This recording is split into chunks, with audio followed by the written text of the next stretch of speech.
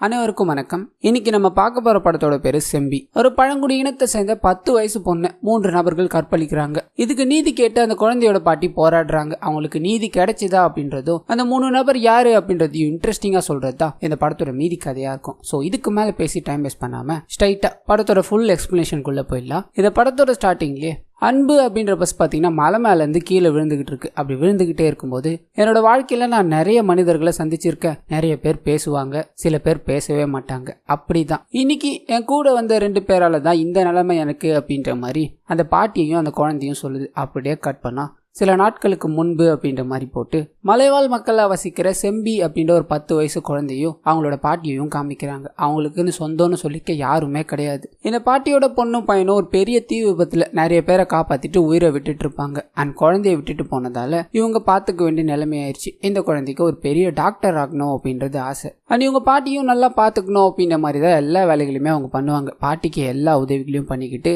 அந்த மலையில இருக்கிற தேன் கிழங்கு அது எல்லாத்தையும் எடுத்து ஊருக்கு கொண்டு போய் விற்பாங்க. அது மூலமா வர காசுல இவங்க தன்னோட தேவைகளை பூர்த்தி செஞ்சுப்பாங்க. அண்ட் இந்த குழந்தையும் பார்த்தீங்கன்னா படிச்சுக்கிட்டு இருக்கும். இவங்களோட வாழ்வியலை பார்த்தீங்கன்னா ஒரு சாங் மூலமா காமிக்கிறாங்க. அப்படியே கட் பண்ணா இவங்களோட பாட்டி ஒரு மலை மேலே ஏறி தேன் எடுத்துக்கிட்டு இருப்பாங்க. இந்த குழந்தையும் கீழே வாங்க, அது மேலே போய் தான் நீங்க தேன் எடுத்தாகணுமா அப்படின்ற மாதிரிலாம் கேட்டுக்கிட்டே இருக்க, நீயும் நாளைக்கு கத்துக்கணும்ல, பாட்டியை பார்த்து கத்துக்கோ அப்படின்ற மாதிரி அழகா தேன் எடுத்துட்டு கீழே இறங்குறாங்க. ஆனால் அந்த தேனை ஃபில்டர் பண்ணி கொடுத்துட்டு கீழே இருக்கிற கடையில் எடுத்துட்டு போய் கொடுத்துட்டு வா, அவன் காசு கொடுப்பான், வாங்கிட்டு வா, நீ இந்த குடுவையும் உடைச்சிடாத, உன் அம்மா ஞாபகமா இது மட்டும்தான் என்கிட்ட இருக்கு அப்படின்ற மாதிரி சொல்ல, அதை பொண்ணு பார்த்தீங்கன்னா பாட்டி சொன்னதை விட வேற வழியில போகணும் அப்படின்ற மாதிரி போகும். எதுக்காக அந்த வழியில போற, இந்த வழியில போக வேண்டியது தானேன்னு கேட்க, இந்த வழியில தான் சென்னாயெல்லாம் இருக்கான், நான் போக மாட்டேன்னு சொல்லுது. ஆனா இந்த பாட்டியும் நீ இந்த வழியில போறது ரொம்பவே சுத்து, நான் சொல்றது கேளு, சென்னாயெல்லாம் ஒன்றும் பண்ணாது, அப்படியே வந்தாலும் நீ என்னோட பேத்தி அப்படின்றத சொல்லு, சென்னாயே ஓடி போயிடும் அப்படின்ற மாதிரி பேசி பயப்படக்கூடாது அப்படின்றதுக்காக கையில ஒரு குச்சியும் கொடுத்து அனுப்புறாங்க. அந்த குழந்தையும் ஜாலியா அந்த வழியில போய்கிட்டே இருக்கும்போது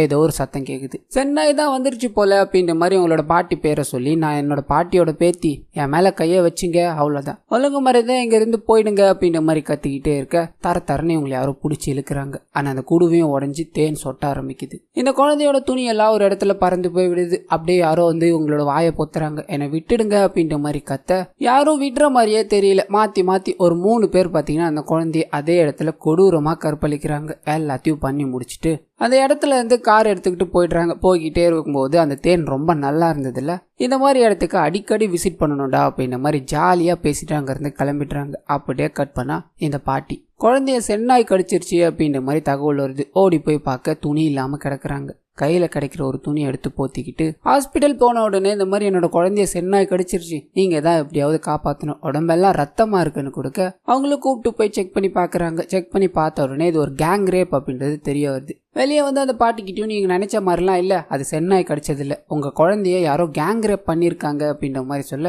முதல்ல இவங்களுக்கு புரியல. அண்ட் புரியுற மாதிரி எக்ஸ்பிளைன் பண்ண உடனே இவங்களால வார்த்தைகளால பேசவே முடியல. பயங்கரமா ஒரு இடத்துல உட்காந்து அழுகுறாங்க. அந்த குழந்தைய இப்படி பண்ணிட்டாங்களே, இந்த சின்ன வயசுல இப்படி ஒரு வேதனையா அப்படின்ற மாதிரி அழுதுகிட்டே இருக்க ஹாஸ்பிட்டல்ல இருக்கிறவங்களும் போன் பண்ணி போலீஸ்க்கு இந்த விஷயத்த சொல்றாங்க. இந்த மாதிரி கேங் ரேப் ஒன்று நடந்திருக்கு, அது சார்பா உங்ககிட்ட டீட்டெயில்ஸ் எல்லாத்தையும் கொடுக்கணும்னு சொல்ல, இந்த கேஸை எடுக்க வேண்டிய ஒரு லேடி போலீஸ் பாத்தீங்கன்னா அதை வேற ஒருத்தர் சொல்றாங்க. இந்த மாதிரி எலெக்ஷன் வேலை இருக்கிறதால பாதுகாப்பு டியூட்டிக்கு நான் ஒரு 10 நாள் வந்துருவேன், இதனால அந்த கேஸ் என்னால ஹேண்டில் பண்ண முடியாது, நீங்க எல்லாத்தையும் ரெடி பண்ணி வைங்க, எஃப்ஐஆர் போட வேணாம், நான் வந்த உடனே எல்லாத்தையும் டேக் ஓவர் பண்ணிக்கிறேன் அப்படின்ற மாதிரி சொல்ல, இந்த நபரும் எனக்கு ஒன்றும் பிரச்சனை இல்லை மேம், நான் எல்லாத்தையும் பாத்துக்கிறேன் அப்படின்ற மாதிரி இவர் இறங்க ஆரம்பிக்கிறார். முதல் வேலையா அந்த பாட்டி கிட்ட போய் நான் நடந்த எல்லா விஷயத்தையும் கேள்விப்பட்டேன், எனக்கும் 10 வயசுல இதே மாதிரி ஒரு குழந்தை இருக்குமா, கண்டிப்பா உங்களுக்கு நியாயத்தை வாங்கி தர வேண்டியது என்னோட பொறுப்பு அப்படின்ற மாதிரி. இதுக்கு அடுத்த நாள் சம்பவம் நடந்தது இல்லையா, அந்த இடத்துக்கு போறார். அங்க இருக்கிற எல்லாத்தையும் செக் பண்ணி பாக்குறாரு. அந்த பசங்க குடிச்சிட்டு பாட்டில் முதற்கொண்டு எல்லா குப்பைகளையும் அங்கதான் போட்டிருப்பாங்க. அந்த இடத்த சுத்தி புலி நடமாட்டத்தை கண்டுபிடிக்கணுன்றதுக்காக சென்சார் கேமராலாம் வச்சிருப்பாங்க. அது இருக்கிறதையும் பாக்குறாரு. அதோட புட்டேஜ் வர வரலையும் வெயிட் பண்ணிக்கிட்டு இருக்கேன். அது வந்த உடனே அவங்க யாரு என்ன அப்படின்றத தெரிஞ்சிருமா, கண்டிப்பா நான் உங்ககிட்ட சொல்றேன் அப்படின்ற மாதிரி அந்த பாட்டிக்கிட்டையும் இந்த விஷயத்த சொல்லிட்டு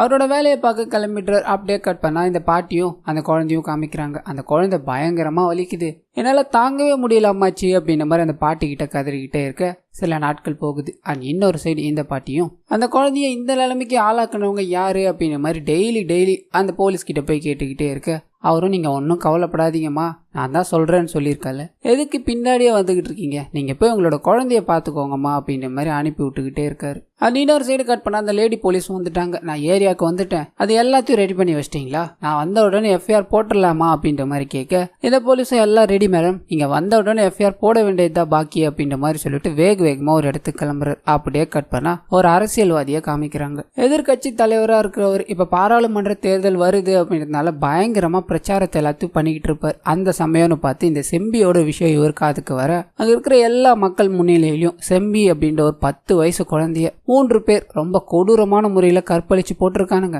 அந்த மிருகங்களை இந்த ஆட்சியில தான் நாம பார்க்க முடியுது. நான் இந்த எலெக்ஷன்ல ஜெயிச்சு ஆட்சிக்கு வந்துட்டேன் அப்படின்னா போடுற முதல் கையெழுத்து என்னவா இருக்கும் தெரியுமா, செம்பியை கற்பழிச்ச 3 பேருக்கும் தூக்கு தண்டனை கொடுக்கறது தான் அப்படின்ற மாதிரி பரபரப்பா பேசி அங்க இருக்கிற எல்லாருக்கிட்டையும் கிளாப்ஸ் வாங்குறாரு. அப்படியே ஆளுங்கட்சி தலைவரை காமிக்கிறாங்க. எதிர்கட்சி தலைவர் ஜெயிக்கணும் அப்படின்றதுக்காக என்ன வேணா பண்ணுவாரு. இந்த மாதிரி சிம்பத்தியும் கிளப்பி விடுவார். அந்த பொண்ணோட கேஸுக்கு சரியான தண்டனை கிடைக்கும் அப்படின்ற மாதிரி கிளம்பிட்டுறாரு.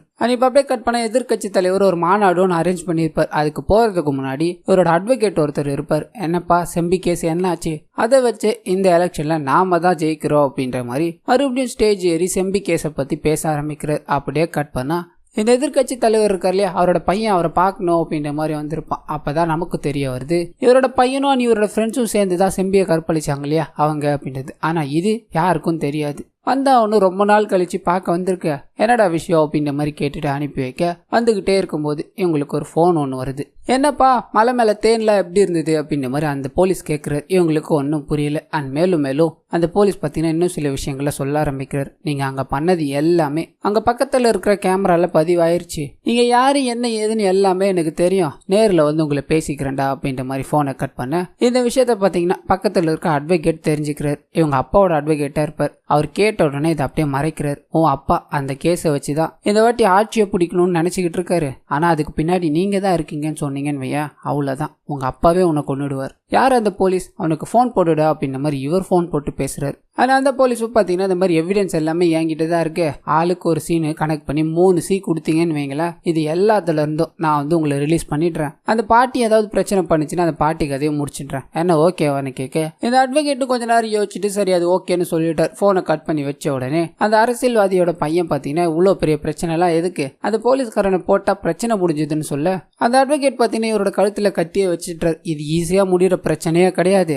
உன்னோட அப்பா இந்த எலெக்ஷன்ல எல்லாத்தையும் கொட்டி செலவு பண்ணிக்கிட்டு இருக்காரு, இந்த விஷயம் மட்டும் லீக் ஆச்சுன்னு வையன் உன் அப்பா முதற்கொண்டு உன் வாழ்க்கையிலயும் மொத்தமா க்ளோஸ் ஆயிடும், எல்லாரும் நக்கிக்கிட்டு போக வேண்டியதுதான், சின்ன குழந்தைய கூட விட்டு வைக்காம கெடுத்துருக்கீங்களே, நீங்களா மனுஷனுங்களாடா அப்படின்ற மாதிரி அங்கிருந்து எழுந்து போயிட்டுறாரு. இப்போ அப்படியே கட் பண்ணி அந்த பாட்டியும் குழந்தையும் அவங்களோட வீட்டில் காமிக்கிறாங்க. குழந்தைக்கு ரொம்பவே முடியல. இதனால அந்த பாட்டி பார்த்து குழந்தைய கவனிச்சுக்கிட்டே இருக்கும்போது ஜீப்பு சத்தம் கேட்குது. அந்த போலீஸ் பார்த்தீங்கன்னா அந்த கேமரால யாருன்னு பதிவாயிருக்கும், அது தெரிஞ்ச உடனே நான் உங்ககிட்ட தாமா முதல்ல வந்து சொல்லுவேன் அப்படின்ற மாதிரி சொல்லியிருப்பார். இதனால அவங்கள ஏதாவது கூப்பிட்டு வர்றாரு போல, அவனுங்களை உயிரோட விடக்கூடாது அப்படின்ற மாதிரி கையில் ஒரு கத்தி எடுத்து வச்சுக்கிட்டு ஓடி வந்து ஜீப்பை பார்க்குறாங்க. ஜீப்புக்குள்ளே பார்த்தா யாருமே இல்லை இந்த போலீஸ்காரரை தவிர. என்னையா நீங்கள் மட்டும் வந்திருக்கீங்க, அவனுங்க கிடைச்சிட்டானுங்களா இல்லையா அப்படின்ற மாதிரி கேட்க இவர் எதுவுமே பேசாமல் உள்ளே வாங்கம்மா அப்படின்ற மாதிரி வீட்டுக்குள்ளே கூப்பிட்டு போகிறார். இந்த வயசுல எனக்கு ஒரு குழந்தை இருக்குன்னு சொன்னல, என்னோட குழந்தைக்கு நான் இப்போ என்ன பண்ணணும் அதை தாமா பண்ண போகிறேன். இங்கே என்கிட்ட ஒரு 50,000 ரூபாய் பணம் இருக்குது, அந்த பணத்தை எடுத்துக்கிட்டு நீங்கள் எங்கேயாவது போய் சந்தோஷமாக வாழ்ந்துக்கோங்க. இங்கே இருந்தீங்கன்னு வைங்களேன் இந்த கேஸ் வாய்தா மேலே வாய்தா போய்கிட்டே இருக்கும், அதுக்குள்ள வயசாகி நீங்க இறந்து போயிடுவீங்க, தப்பு பண்ணவனும் ஜாலியா சுத்திக்கிட்டு இருப்பான், ஆனா உங்களோட பொண்ணோட வாழ்க்கை தானே பாதிக்கும், நான் சொல்றத கேளுங்க, இதுல ஒரு சைனை போட்டு கொடுத்துட்டு இங்க இருந்து போயிடுங்கம்மான்ற மாதிரி சொல்ல இவங்க எதுவுமே பேசல. நீங்க தண்டனை வாங்கி கொடுக்குறேன்னு தானே சொன்னீங்க, இப்ப காசு கொடுத்து எங்க போக சொல்றீங்களே, அப்ப நீங்க யாருன்னு கண்டுபிடிச்சிட்டீங்கன்னு தானே அர்த்தம்னு கேட்க இவர் அவங்க கிட்ட காமா சொல்லி புரிய வச்சு போயிடலாம் அப்படின்ற மாதிரி ட்ரை பண்ணிக்கிட்டு இருந்தா இல்லையா. ஒரு கட்டத்துல செம்ம காண்டாயிட்டாரு. எல்லாத்தையும் எடுத்து தூக்கி அடிச்சுட்டு உன் பேத்தியை கற்பழிச்சவனுங்க ரொம்ப பெரிய இடம், நீ என்னதான் கேஸ் கொடுத்தாலும் அது நிக்கவே நிக்காது, அவனுங்களுக்கு மட்டும் இந்த மேட்ரு தெரிஞ்சதுன்னு வையன் உன்னை மட்டும் இல்ல உன் பரம்பரையா இருந்த இடம் தெரியாம தொடச்சு போட்டு போயிடுவானுங்க, ஒழுங்கு மரியாதை கையெழுத்து போடுன்னா என்ன பேசிக்கிட்டு இருக்க, நீ இங்க செத்து போனாலும் யாரும் கேட்க முடியாதுன்னு மிரட்ட அவங்க போட முடியாதுன்னு மட்டுமே தான் சொல்லிக்கிட்டே இருக்காங்க. இதனால கோபமான இவரும் உன் பேத்தி தானே உனக்கு உயிர், அவ சாவ போறா அப்படின்னா நீ கையெழுத்து போட்டு தானே ஆகணும் அப்படின்ற மாதிரி அங்க இருக்கிற ஒரு துணி எடுத்து அந்த குழந்தைய கழுத்தை நெரிச்சு சாகடிக்கணும் அப்படின்ற மாதிரி ட்ரை பண்றாரு. இதனால கோவமான இந்த பாட்டியும் அவர் கூட சண்டை போட ஆரம்பிக்கிறாங்க. பயங்கரமான ஒரு சண்டை போய்கிட்டே இருக்க இதோட முடிவுல பாத்தீங்கன்னா அந்த நபருக்கு பயங்கரமா அடிபட்டிருக்கும். அங்கிருந்து தப்பிச்சு ஓடணும் அப்படின்ற மாதிரி ட்ரை பண்ண இதை பாட்டி தன்னோட பேத்தி வலியால துடிக்கிறதுக்கு இவரை தான் காரணம் அப்படின்ற மாதிரி ஒரு பெரிய கல்லு ஒன்று இருக்கும். அவர் வண்டியை ஸ்டார்ட் பண்ண போகும்போது கல்லை தூக்கி அவர் மண்டையிலே போட பொத்துன்னு அப்படியே கார்ல கீழே விழுந்துட்டு கண்ணாடெல்லாம் உடஞ்சி பயங்கரமா ரத்தம் வந்துகிட்டே இருக்கும். இதை பார்த்து அந்த பாட்டியும் இதுக்கு மேல இவனுங்க நம்மள வாழ விட மாட்டானுங்க, இங்க இருந்தா அது நம்மளுக்கு உயிருக்கே ஆபத்து அப்படின்ற மாதிரி எங்களோட பேத்திய தோல்ல சுமந்துகிட்டு அங்கிருந்து யாருக்கும் தெரியாம காட்டுக்குள்ள ஓடிடுறாங்க. அப்படியே கட் பண்ணா அந்த லேடி போலீஸ் இருக்காங்க இல்லையா, அவங்க அந்த இடத்துக்கு வந்து பாக்குறாங்க. அந்த இன்ஸ்பெக்டர் அடிபட்டு கிடப்பாரு. அது எல்லாத்தையும் செக் பண்ணி அவர் ஹாஸ்பிட்டலுக்கு அனுப்பிட்டு பக்கத்துல இருக்க ஒரு நபர்கிட்ட கேட்க இந்த மாதிரி அவங்க இந்த சைடு தாமா ஓடினாங்க, வேற எதுவும் எனக்கு தெரியாதுமா, அவங்களுக்கு சொந்த பந்தம்னு யாரும் இல்லம்மான்ற மாதிரிலாம் சொல்ல வீடு முழுக்க தேடி பாக்குறாங்க. கொஞ்சம் பணமும் கையெழுத்து போடணும் அப்படின்னு ஒரு டாக்குமெண்ட் எடுத்துட்டு வந்திருப்பா இல்லையா, அதுவும் இருக்கும். இங்க என்ன நடந்திருக்கும், அவருக்கு எப்படி இவ்வளவு அடிபட்டிருக்கு அப்படின்னு நம்மலாம் யோசிச்சுட்டு அவங்க ஓடின திசையை காமிச்சு 4 குழுவா ஃபார்ம் பண்ணுங்க, கோகா செடி அப்படின்ற மாதிரி அந்த வழியில எது இருந்தாலும் எதையும் விட்டுறாதீங்க, எல்லா இடத்துலயும் தேடுங்க, அவங்கள இன்னும் 1 மணி நேரத்துக்குள்ள பிடிக்கணும் அப்படின்ற மாதிரி சொல்ல எல்லாம் வலை வீசி தேட ஆரம்பிக்கிறாங்க. கட் பண்ணா இந்த பாட்டியும் அந்த பேத்தியும் காமிக்கிறாங்க. தன்னோட தோள்கள்ல சுமந்துக்கிட்டு போய்கிட்டே இருந்தாங்க இல்லையா, ஒரு கட்டத்துக்கு மேல ரோட பாத்துருவாங்க. எந்த வழியில போலாம் அப்படின்ற மாதிரி யோசிச்சுக்கிட்டே இருக்கும்போது தான் ஒரு வெளிச்சம் இவங்களை நோக்கி வருது. அதுவும் என்னவா இருக்கும்னு இவங்க பார்த்துக்கிட்டே இருக்க அன்பு அப்படின்ற பஸ் தான் அது. இந்த பஸ்ல ஏறி தப்பிச்சிருவோம் அப்படின்ற மாதிரி பஸ்ல ஏற பஸ்ல 2 கேரக்டர், கண்டக்டர் ஒருத்தர், டிரைவர் ஒருத்தர். சவாரியே நீங்க தான், எங்கம்மா போறீங்க அப்படின்ற மாதிரி கேட்க இவங்களுக்கு என்ன சொல்றதுன்னே தெரியல. இந்த பஸ் எங்கேயா போகுதுன்னு கேட்க திண்டுக்கல்னு சொல்றாங்க. சரி திண்டுக்கலுக்கு 2 டிக்கெட்டு கொடுங்கன்னு எடுத்துட்டு கட் பண்ணாத அட்வொகேட்டை காமிக்கிறாங்க. இன்ஸ்பெக்டருக்கு போன் அடிக்கிறார், எல்லாத்தையும் முடிச்சு கொடுக்குறேன்ற மாதிரி சொல்லியிருந்தார் இல்லையா, அதனால போன் அடிச்சு இன்ஃபர்மேஷன் கேட்க அவரே அடிபட்டு போய் கிடக்குறாரு. ஆம்புலன்ஸ்ல கூட்டு போய்கிட்டே இருப்பாங்க. அப்ப இவரோட செல் அடிச்சுக்கிட்டே இருக்கும், எடுக்க ஆள் இல்ல. ஆனா அப்பதான் அங்க இருக்கிற டிவி மூலியமா அந்த மாதிரி அடிபட்டுருச்சு அவருக்கு. ஒரு பழங்குடியினத்தை சேர்ந்த பாட்டி ஒருத்தவங்க விசாரிக்க போன போலீஸ கொடூரமான முறையில தாக்கிட்டாங்க, அவங்கள தான் ஊர் முழுக்க தேடிட்டு இருக்காங்க அப்படின்ற மாதிரி நியூஸ்ல பாக்குறாரு. இன்னொரு சைடு அந்த எதிர்கட்சி தலைவர் செம்பியோட இஷ்யூவை வச்சு அரசியல் பேசிக்கிட்டு இருக்காரு. அப்படியே கட் பண்ணா ஒரு பஸ் ஸ்டாண்ட்ல காமிக்கிறாங்க. இவங்க போய்கிட்டு இருந்த பஸ் பாத்தீங்கன்னா அங்க வந்து நிக்குது. கண்டக்டரோ திண்டுக்கல் போகணும் அப்படின்ற மாதிரி யாராவது இருந்தீங்கன்னா எங்களோட பஸ்ல ஏறுங்கன்ற மாதிரி கூவிக்கிட்டே இருக்க உள்ள இருக்க பாட்டியும் பேத்தியும் யாரு கண்ணிலையும் மாட்டக்கூடாது அப்படின்ற மாதிரி உட்காந்துக்கிட்டு இருக்காங்க. ஆனா அதே சமயத்துல அந்த பஸ் ஸ்டாண்ட்ல பாத்தீங்கன்னா செம்பி அப்படின்ற ஒரு மலைவாழ் குழந்தைக்கு இந்த மாதிரி ஒரு கொடுமை நடந்துருச்சு, அதை எதிர்த்து நம்ம போராடணும் அப்படின்ற மாதிரி ஒரு நாடகம் மாதிரி வச்சு பாட்டு பாடி விழிப்புணர்வு ஏற்படுத்திக்கிட்டு இருக்காங்க. இந்த 3த்தையும் அப்படியே காமிச்சுக்கிட்டே இருக்க அப்பதான் இந்த குழந்தைக்கு பாத்தீங்கன்னா தண்ணி தாகம் எடுக்குது. இதனால என்ன பண்றதுன்னு தெரியாம இந்த பாட்டியும் நான் வர வரலையும் நீ உள்ளே இரு, எக்காரணத்தை கொண்டு வெளியே வராது அப்படின்ற மாதிரி முகத்தை எல்லாத்தையும் மூடிக்கிட்டு தண்ணி பாட்டில் வாங்கலாம் அப்படின்ற மாதிரி போறாங்க. போய் கேட்டா அந்த மாதிரி நாங்க விற்கிறது இல்ல, பஸ் ஸ்டாண்டுக்கு வெளியே தான் அதெல்லாம் கிடைக்கும்னு சொல்ல இவங்க பஸ் ஸ்டாண்டு வெளியே நோக்கி போய்கிட்டு இருக்காங்க. அதே சமயத்துல இந்த பஸ்லயும் பாத்தீங்கன்னா நிறைய பேர் ஏற ஆரம்பிக்கிறாங்க. அண்ட் போலீஸ்காரங்களும் பாத்தீங்கன்னா அந்த பாட்டியும் பேத்தியும் எங்கேயாவது இருக்காங்களா அப்படின்ற மாதிரி சுத்து போட்டு தேடிக்கிட்டே இருக்க இந்த பாட்டி எங்க போயுமே தண்ணி கிடைக்கல அப்படின்ற மாதிரி சின்னதா ஒரு கப்புல மட்டும் எடுத்துட்டு வராங்க. கரெக்டா பஸ்ஸுக்குள்ள ஏற அப்பன்னு பார்த்து இவங்க பஸ் ஒருத்தர் செக் பண்ணிக்கிட்டு இருப்பார். இந்த பாட்டியை பார்த்த உடனே அவர் காட்டி கொடுக்க மாட்டார். ஏன்னா அடிபட்டு கிடக்கிற இன்ஸ்பெக்டர் டீல் பேசும்போது பக்கத்துல இருந்தவர் இவரா தான் இருப்பார். அப்பயே இவர் பண்றதெல்லாம் தப்புன்னு தோணி இருக்கும். ஆனா இந்த பாட்டி மேலேயும் அந்த குழந்தை மேலேயும் எந்த தப்பு இல்லை இல்லையா, அதனால அந்த பாட்டி கிட்ட மட்டும் தனியா போய் உங்க 2 பேரோட உயிருக்கும் ஆபத்து, சேஃப்டியா இருந்துக்கோங்கன்னு சொல்லிட்டு கீழே இறங்கிட்டார். அண்ட் மற்ற போலீஸ்கிட்டையும் இந்த பஸ்ஸை செக் பண்ணியாச்சு யாரும் இல்லை அப்படின்ற மாதிரி சொல்ல பாட்டி ஏறி உட்காந்துக்கிறாங்க. அந்த பஸ்ஸும் பாத்தீங்கன்னா அங்க இருந்து கிளம்பிடுது. ஆனா இப்ப அந்த பஸ்ஸுக்குள்ள பாத்தீங்கன்னா நிறைய பேசஞ்சர்ஸ் ஏறி இருப்பாங்க இல்லையா, ஒவ்வொருத்தரும் ஒவ்வொரு விஷயங்களை பேசிக்கிட்டு வந்துகிட்டே இருக்க செம்பியோட விஷயம் இன்வால்வ் ஆக ஆரம்பிக்குது. ரோட்ல கத்தி என்ன பிரயோஜனம், கத்த வேண்டிய இடத்துல போய் கத்த வேண்டியது தானே அப்படின்ற மாதிரி ஒரு நபர் கேவலமா பேச அப்பதான் பக்கத்துல இருக்க ஒரு அட்வொகேட் பாத்தீங்கன்னா இன்ட்ரோ ஆகுறாரு. அது எப்படி சார் நீங்க பேசலாம், கேட்க வேண்டிய இடத்துல கேட்டு நியாயம் கிடைக்கல அப்படின்றதுனால தானே ரோட்ல இறங்கி போராடுறாங்க,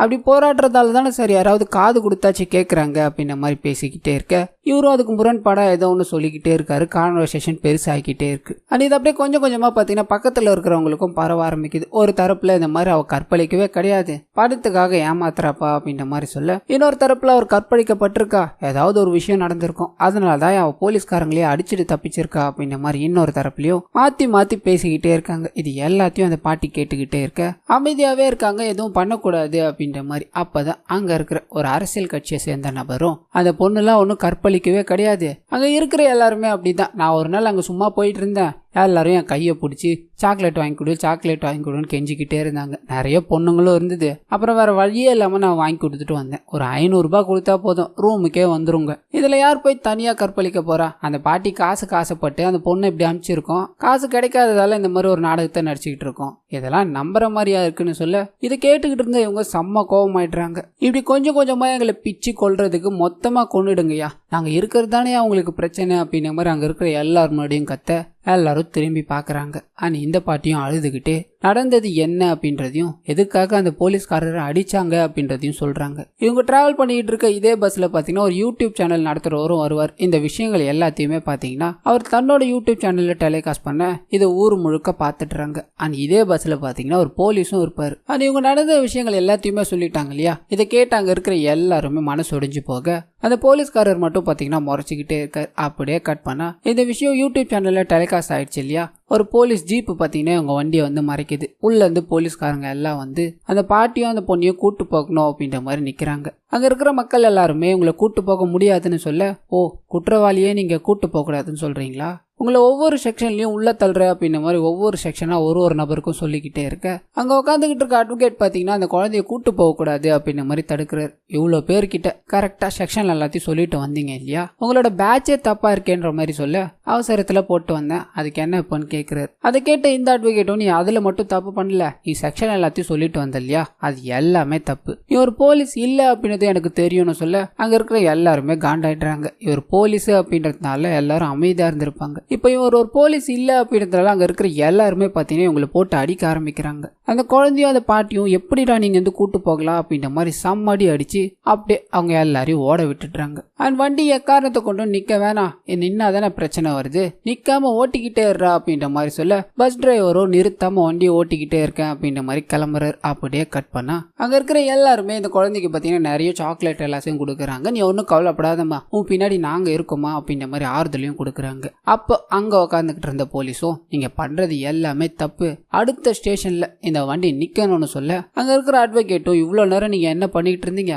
இப்ப மட்டும் சவுண்ட குடுக்குறீங்கன்னு கேக்குறாரு. என்ன எதிர்த்து பேசுறியா, நான் நினைச்சா உங்க எல்லாரையும் ஜெயில புடிச்சு போட முடியும் பாக்குறீங்களா அப்படின்ற மாதிரி மிரட்டிட்டு வண்டி போலீஸ் ஸ்டேஷனுக்கு போய் ஆகணும்ன்ற மாதிரி நிக்கிறார். அங்க இருக்கிற எல்லாரும் செம்ம காண்டாயி நீ இருக்கிற வரையும் பிரச்சனை தான், நீ இந்த பஸ்லயே வர வேணாம் அப்படின்ற மாதிரி இறக்கி விட்டு போயிடுறாங்க. ஆனா அந்த நபரும் செம்ம காண்டில் நிக்கிறாரு. அண்ட் உள்ள இருக்க அந்த கண்டக்டரும் பாத்தீங்கன்னா இவ்வளவு எஃபர்ட்டை போட்டு எதுக்காகப்பா இந்த குழந்தைய அவங்க பிடிக்கணும், அவங்க தான் பெரிய இடம்னு சொன்னாங்கல்ல, கேஸ் போட்டா கூட நிக்காதுல்ல, எதுக்காகப்பா இவ்வளவு ட்ரை பண்ணணும்னு அந்த அட்வொகேட் கிட்ட கேட்க அதெல்லாம் யாருங்க சொன்னா, இது போக்சோ சட்டம், மற்ற எந்த சட்டமா இருந்தாலும் குற்றவாளி நிரூபிக்க நாம தான் முயற்சி பண்ணணும். ஆனா இந்த ஒரு சட்டத்துல மட்டும்தான் நிரபராதியே தான் நிரபராதி அப்படின்றத வாதாடணும். அப்படி ஒரு ஸ்ட்ராங்கான சட்டம் தான் இது. இதுல பெயில் கிடைக்கிறதுக்கு கூட வாய்ப்பே இல்லை. அதனாலதான் இவ்வளவு முயற்சி பண்ணி இந்த பொண்ணை தூக்க ட்ரை பண்ணிக்கிட்டு இருக்காங்க. இந்த குழந்தைய நம்ம எப்படியாவது சேஃப்டி பண்ணி ஆகணும். அப்படி சேஃப்டி பண்ணா மட்டும்தான் இந்த குழந்தைக்கான நீதி கிடைக்கும் அப்படின்ற மாதிரி சொல்லிட்டு இவர் தன்னோட லேப்டாப்லயே பாத்தீங்கன்னா ஆன்லைன்லயே ஒரு கேஸை ரிஜிஸ்டர் பண்ணிட்டு இருப்பார் இந்த குழந்தைக்கு. இதை கேட்ட அந்த கண்டக்டரும் பாத்தீங்கன்னா பரவாயில்லையப்பா, நீ லேப்டாப்பை வச்சு சும்மா தட்டிக்கிட்டு இருந்தா நினைச்சேன்,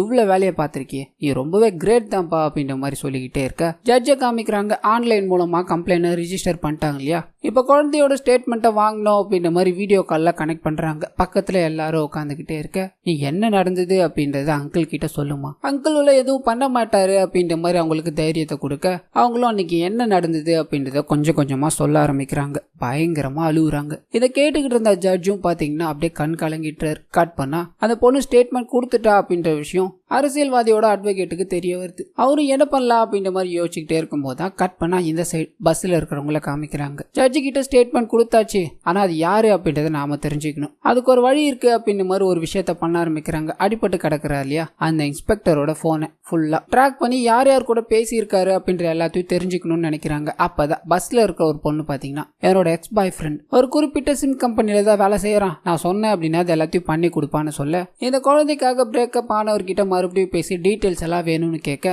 அந்த நபரும் எடுத்து கொடுக்குறாரு. எல்லாருக்கும் போன் அடிச்சு பார்க்க எதுலயுமே சந்தேகம் வர மாதிரி எதுவுமே இல்ல. கண்டிப்பா அவர் வேற ஒரு போனை தான் யூஸ் பண்ணியிருக்கணும். இந்த வழி நமக்கு கை கொடுக்கல, இதுக்கு வேற ஏதாவது ஒரு வழியை தான் செக் பண்ணணும் அப்படின்ற மாதிரி தேட இன்னொரு சைடு அந்த எதிர்கட்சி தலைவரை காமிக்கிறாங்க. ஆளுங்கட்சி தலைவர் என்ன வேணா சொல்லலாம், ஆனா அவரோட ஆட்சியில நடக்கிற இது உண்மை இல்லாம போயிடுமா? நீங்க வேணா பாருங்களேன். இப்ப அந்த போலீஸ்காரர்களையும் கொண்டுட்டு என் மேலதான் பழிய போட போறாங்கன்னு சொல்ல கட் பண்ணா ஒரு 2 பேர் பாத்தீங்கன்னா அந்த போலீஸ் போய்கிட்டு இருக்காரு இல்லையா, அவரை கொல்லணும்ன்ற மாதிரி அவரோட ஆம்புலன்ஸ்ல ஏறுறாங்க. அந்த சந்தேகம் வரக்கூடாத அளவுக்கு அதே இடத்துல அவர் கொலையும் பண்ணிடுறாங்க. கட் பண்ணா பஸ்ஸுக்குள்ள இருக்க இவங்க அந்த நபர்கள் யாரா இருக்கோ அப்படின்ற மாதிரி யோசிச்சுக்கிட்டே இருந்தாங்க இல்லையா. அந்த சமயம் பார்த்து எங்களோட சின்னத்துக்கு ஓட்டு போடுங்க அப்படின்ற மாதிரி ஒரு அரசியல் கூட்டம் பாத்தீங்கன்னா போய்கிட்டு இருக்கு. அதை பார்த்த இந்த குழந்தை அந்த கார்ல இந்த நபரோட போட்டோவை நான் பார்த்தேன் அப்படின்ற மாதிரி அந்த எதிர்கட்சி தலைவர் இருக்கார் இல்லையா, அவரோட போட்டோவை காமிக்குது. ஏன்னா அவரோட பையன் தான் இவங்களுக்கு எடுத்தது இல்லையா. இந்த விஷயத்த அந்த அட்வொகேட் கிட்ட சொன்னோடனே அப்ப இந்த கட்சியில இருக்க யாரோ ஒருத்தர் தான் இந்த விஷயத்த பண்ணியிருக்கணும், அது யாரா இருக்கோ அப்படின்ற மாதிரி தேடிக்கிட்டே இருக்கும்போது பஸ்ல இருக்க இன்னொரு நபர் பாத்தீங்கன்னா உதவுறார். என்னோட ஃப்ரெண்டு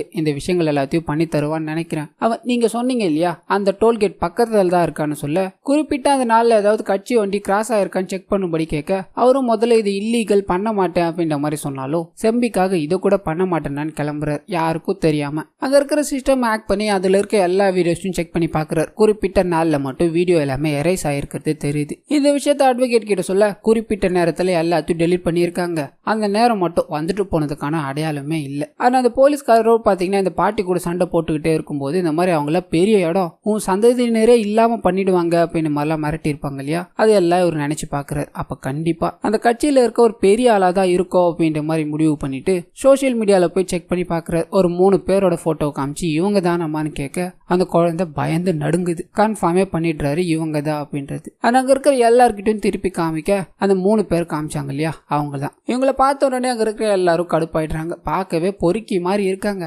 அரசியல்வாதி பையன் அப்படின்னா என்ன வேணா பண்ணலாமா, இவங்களுக்கு தண்டனை வாங்கி கொடுத்தே ஆகணும் தம்பின்ற மாதிரி சொல்ல ஜட்ஜி கிட்ட இவங்களோட 3 பேரோட போட்டோவை கொடுக்குறாங்க. 3 பேருக்கும் சம்மன் அனுப்புங்க, அவங்க வந்து இதுக்கு விளக்கம் தரணும் அப்படின்ற மாதிரியும் ஜட்ஜ் சொல்லி அனுப்புறாரு. அப்படியே கட் பண்ணா அட்வொகேட்டுக்கும் இந்த விஷயம் தெரிஞ்சு போச்சு, அந்த 3 பசங்களுக்கும் தெரிஞ்சு போச்சு. எதிர்கட்சி தலைவரோட பையனும் ஒன்னும் பிரச்சனை இல்ல, எவ்வளவு கேஸ பார்த்திருக்கோம், இந்த உலகத்துல பணம் தான் எல்லாமே, பணத்தை வச்சு நம்ம ஈஸியா எல்லாத்தையும் செட்டில்மெண்ட் பண்ணிடலாண்டான்னு சொல்ல கட் பண்ணா பஸ்ல காமிக்கிறாங்க. பஸ் போய்கிட்டே இருக்கும்போது பின்னாடியே பாத்தீங்கன்னா ஒரு கார் வருது. கார்ல இருந்து நிறைய ஆளுங்க எல்லாம் பஸ் மேல ஏறி அங்க இருக்கிற எல்லாத்தையும் கிழிச்சுக்கிட்டு உள்ள போகணும் அப்படின்ற மாதிரி ட்ரை பண்றாங்க. உள்ள இருக்கிறவங்களும் யாரும் உள்ள விடாதீங்க, எல்லாத்தையும் இழுத்து சாத்துங்கன்னு சொல்ல எல்லாத்தையும் லாக் பண்ணிடுறாங்க. மேல இருக்க இவங்களும் கிழிச்சு பார்த்து ஒரு கட்டத்துல கார்ல ஏறி போயிடுறாங்க. வந்தவங்க போயிட்டாங்க, என்னவா இருக்கோ அப்படின்ற மாதிரி இவங்க யோசிச்சுக்கிட்டே இருக்கும்போது தான் அவங்க இந்த பஸ்ஸோட சேர்த்து எல்லாரையும் காலி பண்ணணும் அப்படின்ற மாதிரி முடிவு பண்ணியிருப்பாங்க. பின்னாடி வந்து இடிச்சு தள்ளி விடணும்னு ட்ரை பண்ணிக்கிட்டே இருக்க உள்ள இருக்க இவங்களும் என்ன பண்ணலாம் அப்படின்ற மாதிரி யோசிக்கிறாங்க. அப்பதான் இவங்களுக்கு முன்னாடி ஒரு காலேஜ் பஸ் போறத பாக்குறாங்க.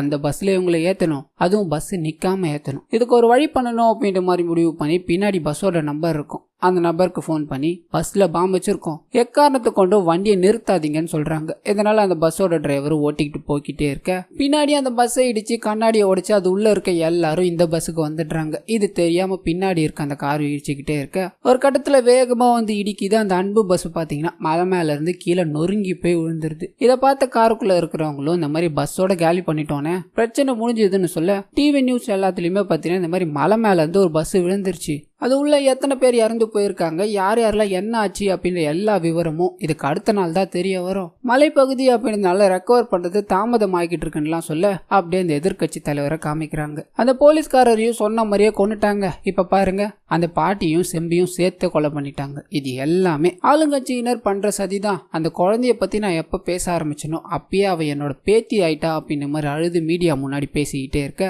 அங்க இருக்கிற மீடியாக்காரங்க எல்லாத்துக்குமே பாத்தீங்கன்னா மெசேஜ் வருது, அந்த குழந்தை உயிரோட தான் இருக்கு. ஆனா இது எல்லாத்துக்கும் பின்னாடி இந்த எதிர்கட்சி தலைவர் இருக்கா இல்லையா, இவரோட பையனும் அவரோட ஃப்ரெண்ட்ஸும் தான் காரணம். இவங்களுக்கு சம்மன் அனுப்பியிருக்காங்க அப்படின்னு நம்ம எல்லாம் தெரிய வர இதை பத்தி இவர்கிட்ட கேட்க ஆளுங்கட்சி ரொம்பவே அழகா பிளே பண்றாங்க. ப்ரீ கிளைமேக்ஸ் இப்படிதான் இருக்கணும்ன்ற மாதிரி முடிவு பண்ணிட்டாங்க. நாளைக்கு தானே கோர்ட்டுக்கு கேஸ் வருது, கிளைமேக்ஸ் யார் ஜெயிக்கிறான்னு பாக்கலாம், நான் எந்த வெல்லோ அப்படின்னு மாதிரி அட்வொகேட்டை போய் பார்க்க அவரு விஷயங்கள் எல்லாத்தையும் சொல்லி ஒன்னும் கவலைப்படாதீங்க, எல்லாத்தையும் செட் பண்ணியாச்சு, நம்ம தாயா ஜெயிக்க போறோம், இதுல எந்த பிரச்சனையும் இல்ல அப்படின்ற மாதிரி சொல்ல கட் பண்ணா இதுக்கு அடுத்த நாள் காமிக்கிறாங்க கோர்ட்ல. அந்த 3 பேரும் ஆஜராகிறாங்க. அந்த 3 பேரோட வக்கீலும் பாத்தீங்கன்னா இந்த மாதிரி அந்த குறிப்பிட்ட டேட்ல அவங்க இந்த இந்த ஊர்லயே கிடையாது, வெளிநாட்டுக்கு போயிருக்காங்க, அங்க செக் இன் பண்ண எல்லா பில்லோட டீட்டெயில்ஸும் உங்க முன்னாடி கொடுத்துருக்கன்ற மாதிரி எல்லாத்தையும் கொடுக்க ஜட்ஜ் எல்லாத்தையும் பாக்குறாரு. ஆனா அந்த பொண்ணோட உடம்புல 3 DNA மாத்தி இருக்கு, அந்த 3மே இவங்களோடது கிடையாது அப்படின்ற மாதிரி டாக்டரும் சர்டிபிகேட் கொடுக்க அந்த லேடி போலீஸ் இருக்காங்க இல்லையா, அவங்களும் பார்த்தீங்கன்னா இந்த மாதிரி அந்த பாட்டிக்கு நிறைய பணப்புழக்கம் இருந்ததாகவோ அதை செக் பண்ண போகும்போது தான் அந்த இன்ஸ்பெக்டரை இவங்க தாக்கி தப்பிச்சிட்டாங்க அப்படின்ற மாதிரி ஸ்டேட்மெண்ட் கொடுக்குறாங்க.